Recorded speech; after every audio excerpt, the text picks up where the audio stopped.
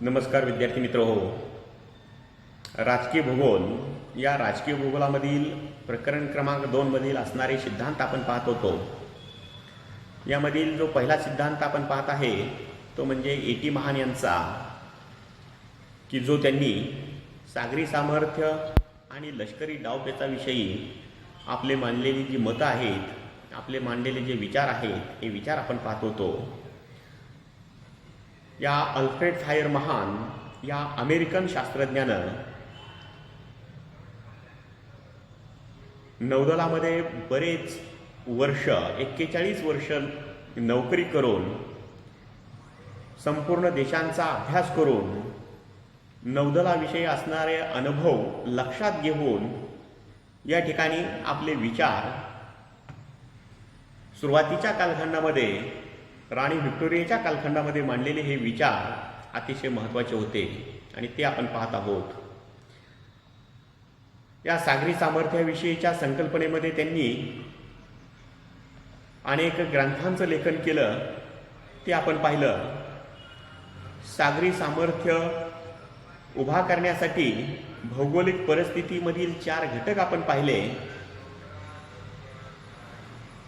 भूशक्तीविषयी असणारं ए.टी. महान यांचं मत हेही आपण जाणून घेतलं. सागरी सामर्थ्य याविषयी असणारे त्यांचे मत हेही आपण पाहिलं. यामध्ये त्यांनी सागरी सामर्थ्याला या ठिकाणी भूशक्तीपेक्षा अधिक महत्त्व दिलेलं आहे. जगातील जो देश, जे राज्य, जो प्रदेश सागरावरती राज्य करेल किंवा सागरी सामर्थ्य ज्याच्याकडे जास्त असेल असा देश संपूर्ण जगावरती राज्य काबीज करू शकेल, अशा प्रकारचे विचार या ठिकाणी त्यांनी मांडलेले होते. त्यानंतर सागरी सामर्थ्याविषयी त्यांनी दिलेली 2 उदाहरणं आपण पाहिली गेलेत असाला. ग्रेट ब्रिटन आणि संयुक्त संस्थाने हे त्या काळामध्ये ग्रेट ब्रिटननं संपूर्ण जगावरती सत्ता कशी प्रस्थापित केली, त्याची कारणं कोणती होती, अनुकूल घटक कोणते होते आणि भूशक्ती कशी कमकुवत ठरत होती, हे या उदाहरणामधून त्यांनी जाणून दिलं. आणि त्याचबरोबर त्याच्या तोडीस असणाऱ्या दुसऱ्या एका उदाहरणाची त्यांनी जाणीव करून दिली, ते म्हणजे संयुक्त संस्थाने. भविष्यामध्ये संयुक्त संस्थाने, संयुक्त अमेरिका हा देश या इंग्लंड एवढाच भौगोलिक परिस्थिती असणारा जगामध्ये कसा अग्रेसर होऊ शकतो, हे त्या उदाहरणामधून त्यांनी सांगितलेलं आहे. म्हणजे सागरी सामर्थ्यासाठी ग्रेट ब्रिटन आणि संयुक्त संस्थाने या 2 देशांची उदाहरणं या ए.टी. महान या शास्त्रज्ञांनी सांगितलेली आहेत. आता आपण या ठिकाणी सागरी सामर्थ्याचे महत्त्वाचे घटक पाहणार आहोत. सागरी सामर्थ्य कसे महत्त्वाचे आहे, सागरी सामर्थ्याचे घटक कोणते, यामध्ये त्यांनी 6 घटक या ठिकाणी सांगितलेले आहेत. त्या 6 घटकामध्ये त्यांनी देशाचे भौगोलिक स्थान, देशाचा प्राकृतिक आराखडा, प्रदेशाचा विस्तार, लोकसंख्या, राष्ट्रीय स्वरूप, शासनाचे धोरण, अशा 6 घटकांना त्यांनी महत्त्व दिलेलं आहे. सागरी सामर्थ्य या ठिकाणी मजबूत करण्याच्या दृष्टिकोनातून हे 6 घटक महत्त्वाचे असतात. त्यामध्ये आपण पहिला घटक पाहूयात, देशाचे भौगोलिक स्थान. आता कोणत्याही देशाचं भौगोलिक स्थान पाहत असताना, लोकेशन पाहत असताना त्यामध्ये 2 घटक विचारात घेतलेले आहेत. म्हणजे भौगोलिक स्थानाला अनुसरून वेगवेगळे प्रकार पडतात, परंतु या ए.टी. महाननं या देशाच्या भौगोलिक स्थानामध्ये 2 घटक विचारात घेतलेले आहेत. ते म्हणजे एक किंवा एकापेक्षा जास्त समुद्रकिनारा लाभलेला देश किंवा लाभलेले स्थान, अशा प्रकारचे देश. आणि दुसरं स्थान विचारात घेतलेलं आहे ते म्हणजे भूसीमेचा विस्तार. आता या भौगोलिक स्थानाला अनुसरून पहिला मुद्दा आपण विचारात घेऊया, एक किंवा जास्त समुद्र किनाऱ्यांचा लाभ. विद्यार्थी मित्र हो, या पृथ्वीच्या पृष्ठभागावरती संपूर्ण पृथ्वीवरील देशांचा अभ्यास करतात. पृथ्वीच्या पृष्ठभागावरती अनेक देश कार्यरत आहेत. बऱ्याच देशांना समुद्र किनारा लाभलेला आहे, तर बऱ्याच देशांना समुद्र किनारा लाभलेला नाही.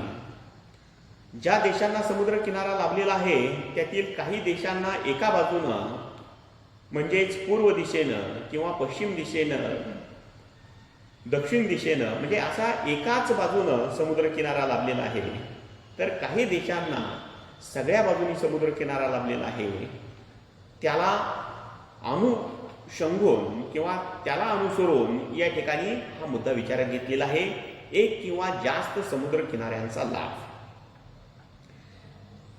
देशाला एक किंवा एकापेक्षा जास्त समुद्र किनाऱ्यांचा जर लाभ मिळाला तर समुद्र मार्गे होणारे जे फायदे आहेत ते फायदे या देशाला अनेक प्रकारचे या ठिकाणी मिळू शकतात. जर हा समुद्र किनारा खोल दंतूर जर असेल तर या ठिकाणी या समुद्र किनाऱ्यालगत बंदरांची निर्मिती होते. बंदरांमुळं व्यापाराची निर्मिती होते. व्यापारामुळं अनेक देशांशी संबंध प्रस्थापित करण्याची संधी अशा देशांना प्राप्त होते आणि त्यामुळं या ठिकाणी व्यापारी संबंध प्रस्थापित होतात. व्यापाराच्या देवघावीमुळं, देवाणघेवाणीमुळं या ठिकाणी व्यापाराची प्रगती होते. शिवाय सागरी स्थान आणि लष्करी डावपेचाच्या दृष्टिकोनातून हे सागरी स्थान अतिशय महत्त्वाचं असतं. म्हणजे जसं लष्करी डावपेचाच्या दृष्टिकोनातून आर्थिक राजकीय दृष्टिकोनातून महत्त्वाचं आहे, तसंच लष्करी डावपेचाच्या दृष्टिकोनातून सागरी स्थान हे अतिशय महत्त्वाचं असतं. सागरी स्थानामुळं आपणाला शत्रू राष्ट्रांवरती अनेक लष्करी डावपेच आखून सागरी मार्गानं हल्ला करता येतो किंवा इतरांचा होणारा हल्ला या ठिकाणी सागरी मार्गामुळं आपण सागरावरूनच परतावू लावू शकतो किंवा त्यांचा सागरावर अटकाव करू शकतो. म्हणजे अशा पद्धतीनं सागरी किनारा असणारा प्रदेश किंवा किनारा असणारा देश अनेक प्रकारे या सागरी समुद्राचा उपयोग करून घेऊन, किनाऱ्याचा उपयोग करून घेऊन आपल्या देशाचं सुरक्षितता वाढवू शकतो. या भौगोलिक स्थानामध्ये दुसरा घटक त्यांनी सांगितलेला आहे तो म्हणजे भूसीमेचा विस्तार. जर देशाला मोठी जर भूसीमा लाभली असेल तर ती सुरक्षिततेच्या दृष्टिकोनातून अनुकूल नसते.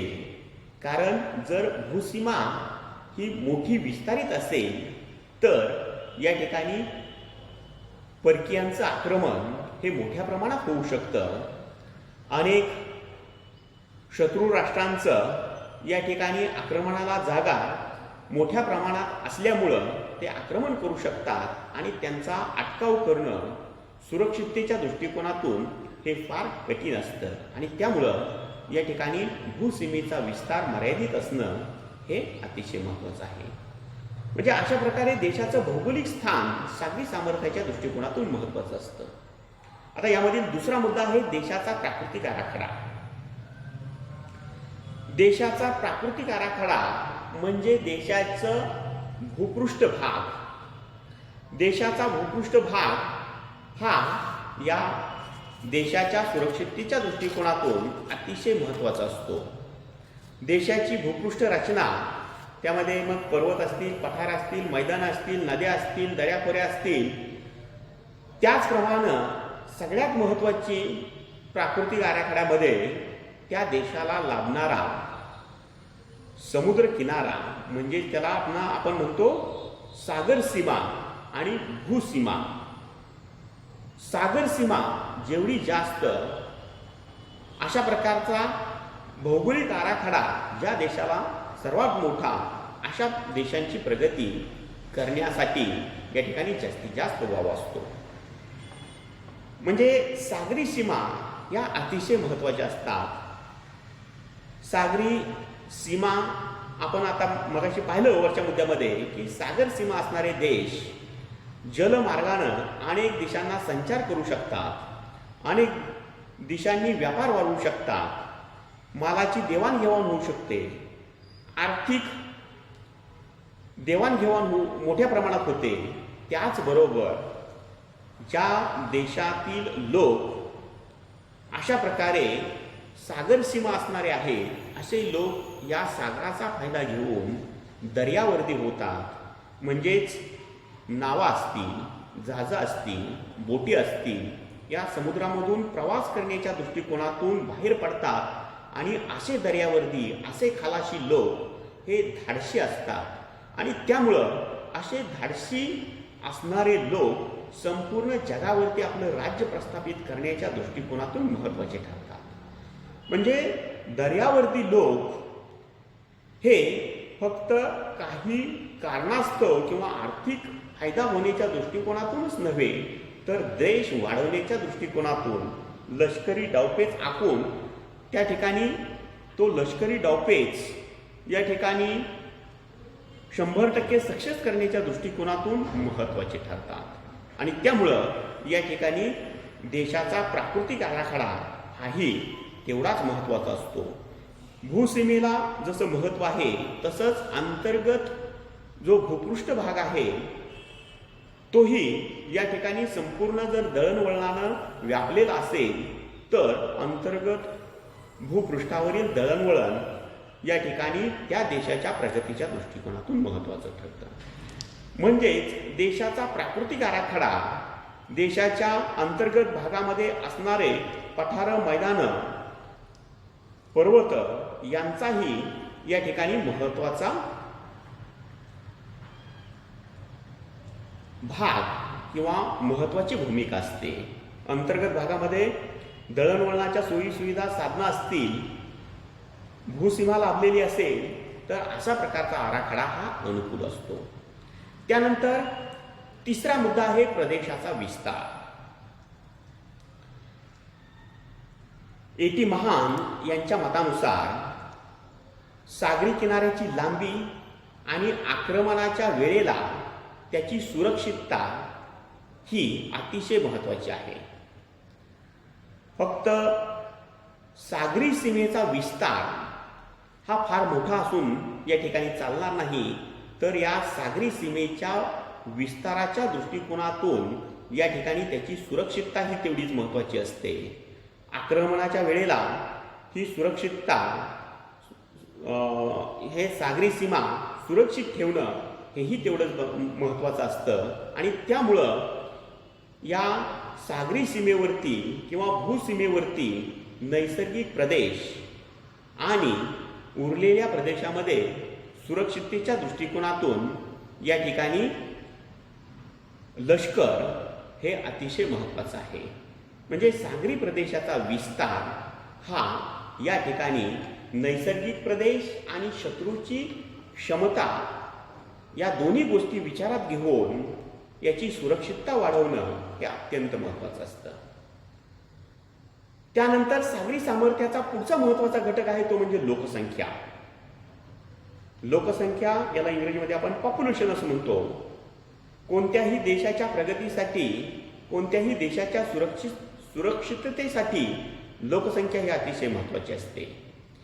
त्यामुळं लोकसंख्येला ए.टी. महान या शास्त्रज्ञांनी अतिशय महत्त्वाचं स्थान दिलेलं आहे. लष्करी डावपेचाच्या दृष्टिकोनातून लोकसंख्येला अनन्यसाधारण असं महत्त्व आहे. जास्त लोकसंख्येचा देश मोठे मजबूत नौदल उभारू शकतो. असा देश सागरी सीमांची देखभाल उत्तम प्रकारे करू शकतो आणि सागरी सीमेपलीकडील आपले तळ आणि वसाहती सुरक्षित ठेवण्याच्या दृष्टिकोनातून लोकसंख्या ही अतिशय महत्त्वाची आहे.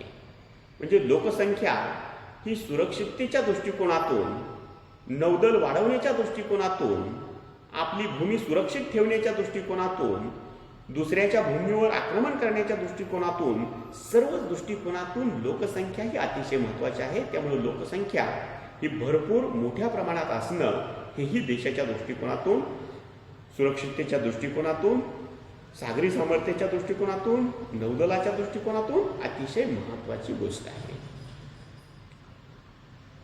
सागरी सामर्थ्याचा पाचवा महत्वाचा घटक आहे तो म्हणजे राष्ट्रीय स्वरूप. आता राष्ट्रीय स्वरूप, प्रत्येक राष्ट्राचं, प्रत्येक देशाचं स्वरूप यामध्ये प्रामुख्यानं देशातील लोकांच्या प्रवृत्ती यांचा यामध्ये समावेश होतो. लोकांचा सागरी सीमेकडे असलेला कल आणि विदेशी व्यापार वाढवण्याची प्रवृत्ती ही अतिशय महत्वाची आहे. सागरी सीमाभूमी या ज्या आहेत या सीमा भागामध्ये, सागरी सीमेमध्ये या ठिकाणी वाढवण्याच्या दृष्टिकोनातून, विदेशी व्यापार वाढवण्याच्या दृष्टिकोनातून या ठिकाणी शांत आणि विस्तृत विदेशी व्यापार या गोष्टी सागरी सामर्थ्य निर्मिती वाढवण्याकरता आवश्यक आहेत. आणि त्यामुळं या ठिकाणी देशाचं स्वरूप किंवा देशातील लोकांची प्रवृत्ती ही या ठिकाणी सीमा आणि व्यापार वाढवण्याच्या दृष्टिकोनातून अतिशय महत्वाची आहे. आणि शेवटचा मुद्दा आहे तो म्हणजे शासनाचं धोरण. सागरी सामर्थ्याचा महत्वाचा घटक आहे तो म्हणजे शासनाचं धोरण. प्रत्येक देशाचं, प्रत्येक राष्ट्राचं वेगवेगळं स्वतंत्र शासन असतं आणि प्रत्येक राष्ट्र आपापल्या शासनाच्या धोरणानुसार चालत असतो. आणि त्यामुळं प्रत्येक राष्ट्राचं धोरण हे महत्वाचं ठरतं. प्रत्येक राष्ट्राचं धोरण सामर्थ्य वाढवण्याच्या दृष्टिकोनातून दूरदृष्टी आणि कडक शासन असणं या ठिकाणी सागरी सामर्थ्याच्या दृष्टिकोनातून महत्वाचं आहे. कोणत्याही देशाला अगदी नजीकच्या काळापुरता विचार करून चालत नाही, तर दूरदृष्टी ठेवून या ठिकाणी शासनाची पावलं उचलली पाहिजेत. त्या ठिकाणी देशाचा कारभार कडक शासन नियमावलीमध्ये चाललेला असेल तरच अशा देशांची प्रगती या ठिकाणी कालांतरानं होऊ शकते. शासनामध्ये नैसर्गिक स्थानाचा लाभ घेण्याची तत्परताही असली पाहिजे. म्हणजे बऱ्याच देशांना नैसर्गिक भूसीमा या ठिकाणी वेगवेगळ्या प्रकारच्या लाभलेल्या असतात. काहींना सागरी सीमा असेल, काहींना भूसीमा असतील, परंतु काहींना साधन संपत्ती मुबलक प्रमाणात असेल, तर या संपूर्ण प्रदेशातील आपल्या नैसर्गिक साधन संपत्तीचा उपयोग करून घेण्याची क्षमता किंवा जास्तीत जास्त उपयोग हा त्या देशानं करण्याचं धोरण हे त्या देशाचं असलं पाहिजे. म्हणजे अशा पद्धतीनं शासनाचं धोरण हे या ठिकाणी नैसर्गिक साधन संपत्तीचा उपयोग करून देशाची प्रगती करणं, देशाच्या सुरक्षिततेच्या दृष्टिकोनातून धोरण आखणं, देशाच्या सीमा वाढवण्याच्या दृष्टिकोनातून धोरण असणं, दूरदृष्टी, कडक शासन अशा प्रकारची धोरणं ही शासनाची असली पाहिजे. म्हणजे अशा पद्धतीनं सागरी सामर्थ्य, या सागरी सामर्थ्याचे हे 6 महत्वाचे घटक आहेत. सागरी सामर्थ्य वाढवायचं असेल किंवा सागरी सामर्थ्य यासाठी देशाचं भौगोलिक स्थान, देशाचा प्राकृतिक आराखडा, प्रदेशाचा विस्तार, त्या देशातील लोकसंख्या, राष्ट्राचं स्वरूप आणि शासनाचं धोरण हे 6 घटक सागरी सामर्थ्याला बळ देण्यासाठी अतिशय महत्वाचे आहेत. म्हणजे अशा पद्धतीनं A.T. महान या शास्त्रज्ञांनी या सागरी सामर्थ्याची संकल्पना ही आपणाला आपल्या समोर मांडलेली आहे. या सागरी सामर्थ्याच्या संकल्पनेमध्ये या A.T. महान या नौदलातील या शास्त्रज्ञानं या राजकीय भूगोलामध्ये आपले विचार मांडत असताना या ठिकाणी सागरी सामर्थ्य आणि लष्करी डावपेच किंवा नौदलाविषयी आपले विचार मांडत असताना सागरी सामर्थ्याविषयी असणाऱ्या अनुकूल भौगोलिक गोष्टी, जगाच्या पाठीवरची असणारी अनुकूल भौगोलिक परिस्थिती मांडली. त्यानंतर सागरी सामर्थ्यासाठी सागरी शक्ती ही कशी महत्त्वाची आहे हेही पटवून सांगितलं. भूशक्तीचं महत्त्व त्यांच्या दृष्टिकोनातून मांडलं. सागरी सामर्थ्यासाठी असणारे 6 महत्त्वाचे घटक सांगितले आणि सागरी सामर्थ्याची चालूची 2 उदाहरणं त्यांनी सांगितली. मग ते ग्रेट ब्रिटन आणि संयुक्त संस्थानांचं उदाहरण त्यांनी देऊन सागरी सामर्थ्याची संकल्पना अतिशय चांगल्या पद्धतीनं मांडण्याचा प्रयत्न त्या काळामध्ये त्यांनी केलेला होता.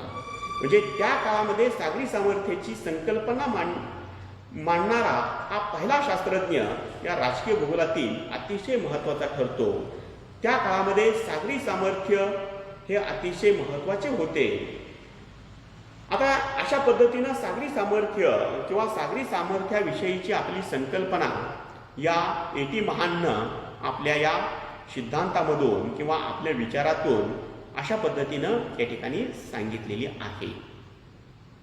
आता या सिद्धांताचा निष्कर्ष किंवा त्यांनी आपल्या मांडलेल्या विचारांचा निष्कर्ष काय आहे याचं आपण थोडंसं मूल्यमापन या ठिकाणी करूयात.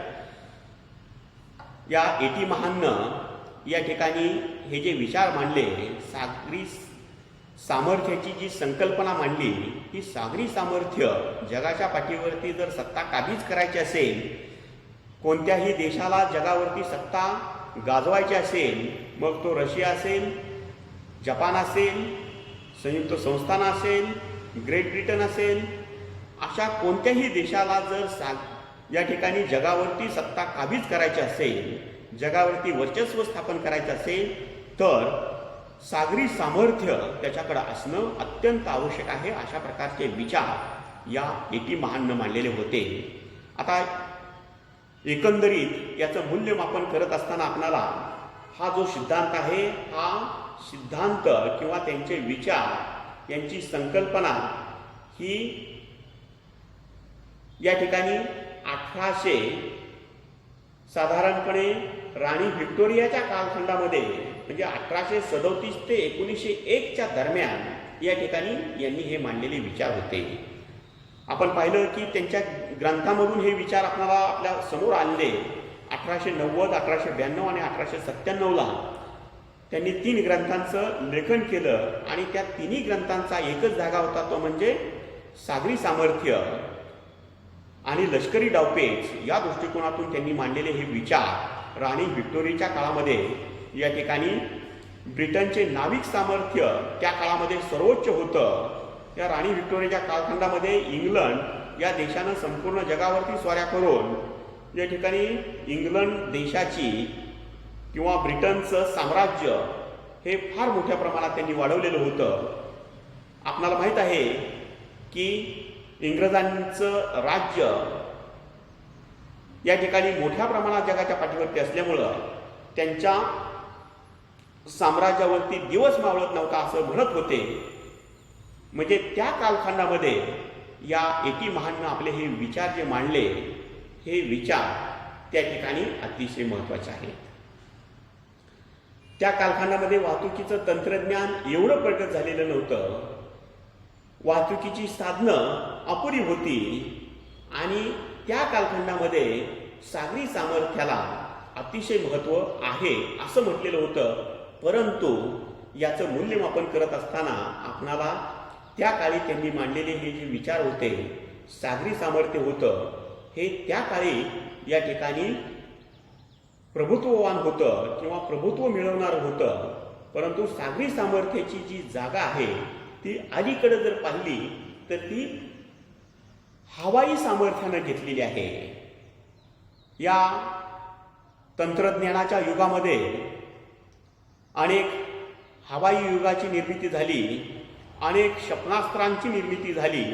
अनेक क्षेपणास्त्रामुळं जग अतिशय जवळ आलं. अणुयुग हे आज असलेलं दिसून येतं आणि त्यामुळं काही क्षणात संपूर्ण जगाचा नायनाट करण्याची ताकद या तंत्रज्ञानाच्या युगामध्ये आलेली दिसून येते. म्हणजे हे हवाई सामर्थ्याला या ठिकाणी आज जरी महत्त्व आलेलं असलं तरी परंतु त्यामुळं महानची सागरी सामर्थ्याची संकल्पना मागे पडली. जरी असली तरी परंतु महान यांच्या विचारांचे जे महत्त्व आहे ते कमी करता येणार नाही. कारण अलीकडील अनुयुगात सागरी सामर्थ्याला भविष्यामध्ये सुद्धा महत्त्व येईल असा या ठिकाणी आपणाला वाटतं. म्हणजेच या ठिकाणी त्या काळामध्ये त्यांनी मांडलेले हे जे विचार होते हे या ठिकाणी अतिशय महत्त्वाचे होते. त्यांच्या विचारांमुळं या ठिकाणी संयुक्त अमेरिकेला या ठिकाणी अतिशय चालना मिळाली. संयुक्त अमेरिकेनं या विचारांचा फायदा घेऊन आपल्या देशाची प्रगती केली. संपूर्ण जगावरती या ठिकाणी राज्य करण्याच्या दृष्टिकोनातून या एटिमहानचे विचार त्यांना अतिशय महत्त्वाचे ठरले आणि त्या काळातील हे विचार महत्त्वाचे होते. परंतु अलीकडं याचं मूल्यमापन करत असताना अलीकडं या अनुयुगात हे सागरी सामर्थ्य किंवा सागरी लष्करी डावपेच हे मागं पडलेले दिसून येतात. या अनुयुगामध्ये काही क्षणामध्ये संपूर्ण जगाचा नायनाट करण्याची शक्ती या ठिकाणी असल्यामुळं या सागरी सामर्थ्याची संकल्पना मागे पडून या ठिकाणी हवाई सामर्थ्याला महत्त्व आलेलं दिसून येतं. तरी परंतु त्या काळच्या मांडलेल्या या विचारांचं महत्त्व हे तेवढंच असलेलं दिसून येतं. त्यांनी मांडलेले त्या काळचे विचार हे अतिशय महत्त्वाचे आहेत आणि भविष्यामध्ये सुद्धा या अनुयुगाच्या नंतर सुद्धा या विचारांना महत्त्व या ठिकाणी आल्याशिवाय राहणार नाही. त्यामुळं अशा प्रकारचे हे विचार अमेरिकेला कार्यप्रवण करणारे ठरले. अमेरिकेची प्रगती करण्याच्या दृष्टिकोनातून महत्त्वाचे ठरले. त्यामुळं हा सिद्धांत या ठिकाणी अतिशय महत्त्वाचा आहे. जगातील संपूर्ण देशाला या विचारांनी कार्यप्रवण केलं. त्यामुळं एटिमहान यांचे हे विचार अतिशय महत्त्वाचे आहेत. विद्यार्थी मित्र हो, या ठिकाणी या दुसऱ्या प्रकरणातील जे 3 सिद्धांत आहेत त्या 3 सिद्धांतातील सागरी सामर्थ्याची संकल्पनेचा जो सिद्धांत आहे एटिमहानचा हा या ठिकाणी आज संपलेला आहे. तर या ठिकाणी आपण या पहिल्या सिद्धांता संपल्यानंतर आपण इथंच थांबूयात. तोपर्यंत मी आपली रजा घेतो. जय हिंद, जय महाराष्ट्र.